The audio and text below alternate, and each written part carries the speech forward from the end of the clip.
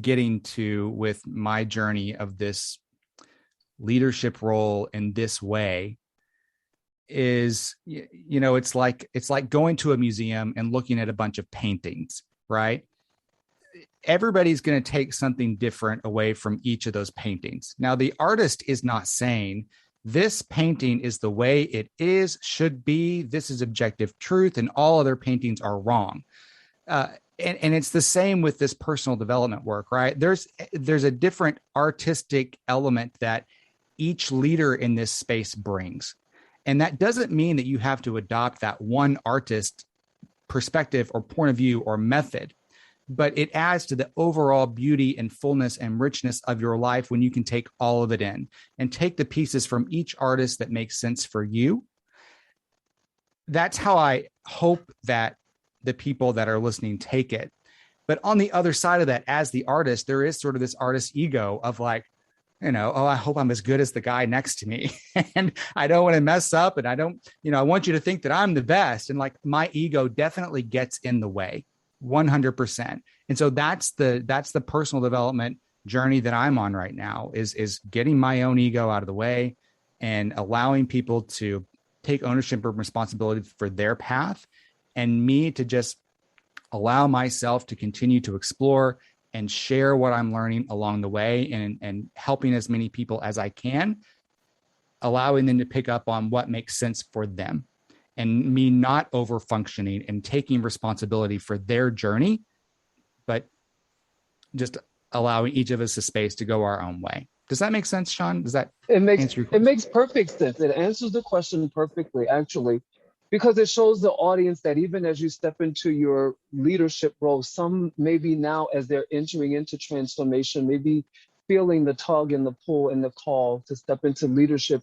but you being open and relatable, vulnerable, and sharing that you're still learning, but at the level Absolutely. of your knowledge, wisdom, and life experience, and you're willing to take those tools and share it with the masses that are now listening. And I'm sure that statement alone is a powerful statement that caused major life transformation to hit, even as you were speaking. So that is absolutely phenomenal. I love the authenticity. I love the openness of heart to share exactly where you are, because that's what it's all about as a leader, is to show up and to be your authentic self and to use everything that you've been given with what you have and where you're going.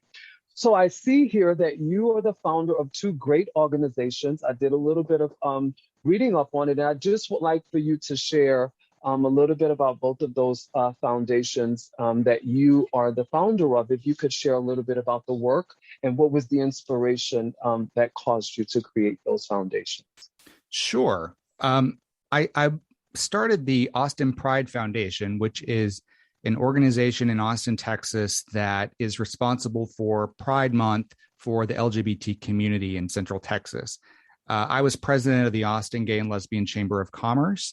And while I was doing that, it was the chamber's responsibility to take on those Pride Festival and parade and all that stuff. It was their responsibility, but it made sense as Austin was growing, and Austin has just exploded now. But at the time in 2010, it was growing, and we needed another organization to take over those Pride festivities. And so I created the Pride Foundation, and I'm no longer involved with that, but I'm very happy that it's continued and is still, going strong.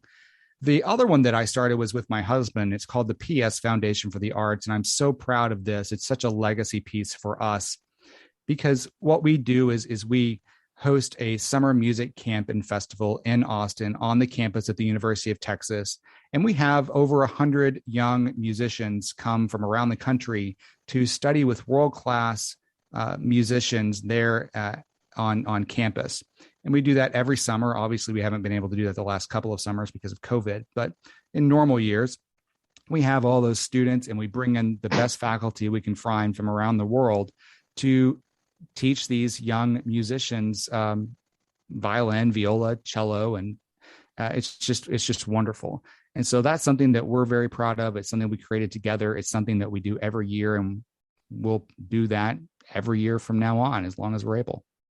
I absolutely love it. I absolutely love that. What a vision, and the partnership to execute that vision and to gather a community of people to work alongside you to help that vision come to pass and to touch lives.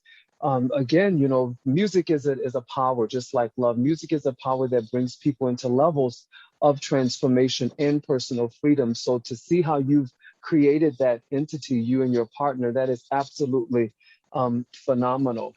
Oh, I thank just would you. like you're welcome very much. For the persons that are listening who have decided to embark upon personal freedom journey, there are so many wonderful wisdom tools that you have been able to gather along your journey. And if you could just share maybe one or two golden nuggets that you've experienced that would be beneficial for them to possibly implement and then carry on into their transformation journey. That's a good question. I would say for me, the first step as somebody that not only wanted the personal transformation to make my life work better, but making my life work better meant I've got to figure out a plan to deal with the depression. I had to figure out a plan to deal with the anxiety. I have to deal with the loneliness. And so my life working better wasn't just to find happiness, but it was to get rid of, or at least better manage the things that were really holding me back. So I would say the mantra that goes through my head nonstop is get out of self and get into service. Get out of self, get into service. And anytime I feel I'm backsliding into what I know is depression or anxiety, I know that that's what I have to do. So I think anybody listening, if you deal with that, then if you deal with issues similar to what I'm talking about, remember that. Get out of self, get into service. The second thing that I would say it has been a big part of my path has been every night before I go to bed, I have a journal sitting next to me, and I will write down 3 things that happened that day that were good and why they were good.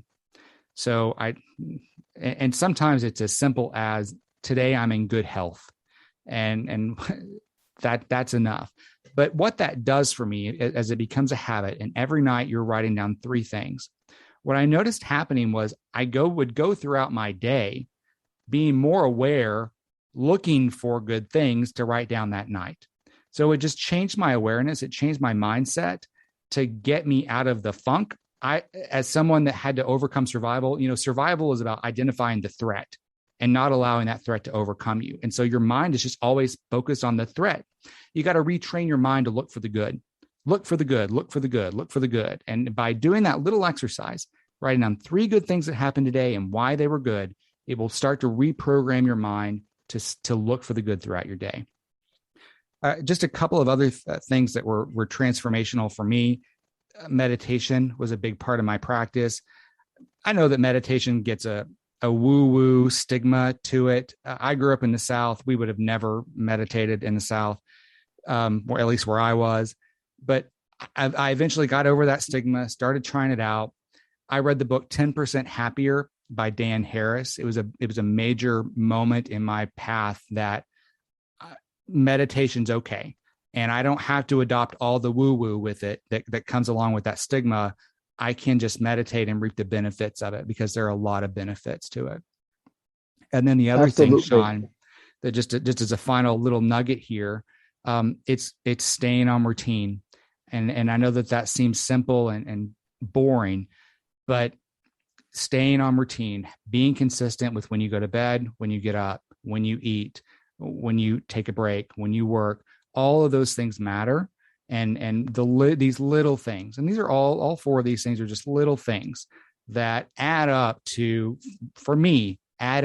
significant progress and allowed me to go deeper into other areas of my personal development. Well, those were 3. I believe we went into 4, which is a great number. Sorry, I Nope, get nope. excited. I love it. That is absolutely why we are here. This is why we're here to empower people, to empower ones to move into becoming the best version of themselves. So greatly welcomed, all of it. So we are just at the closing part of the interview segment. And so you have shared so much wisdom and so many healthy tools that I believe is impactful, where people can journey through their life as they embark upon this journey of living authentically, right? If you could Right. share with the audience how they may follow you, take some of your online courses, and connect with your work and even purchase the book. If you could share with us those bits of information before we close the segment, that would be great. Well, thank you for the opportunity. And before we go, just a big dose of gratitude to you for the work that you're doing. I appreciate so much, not just for me, but everybody listening. Thank you. I know that it's not easy to put together a podcast, so thank you so much for putting in the work. I would love to connect with your audience, and in fact, I would love to give anybody listening a free copy of my book. And you can go to chadpeevy.com/free book. And if you'll just go to that page, fill out that form, I will put a book in the mail to you if you would like that. Or you can also opt to get the ebook. That's also there available for you. And if you would like to connect with me further, anywhere on my website there are a couple of opportunities. There's a mindset assessment there that's kind of fun and informative if you'd like to do that. But if you take the mindset assessment, if you get the book, you'll end up on my list where I'll be able to connect with you via email. I'm also very easy to find on social media, so look for me there. Awesome. Well, Chad, thank you so much for your time, for your energy, for your love, for the wisdom that you have shared. And I would love to have you back on the show again. So thank you once again for your time. Continue to do great work. As we now come to the close of the segment, I thank you, listening audience, for all of your support.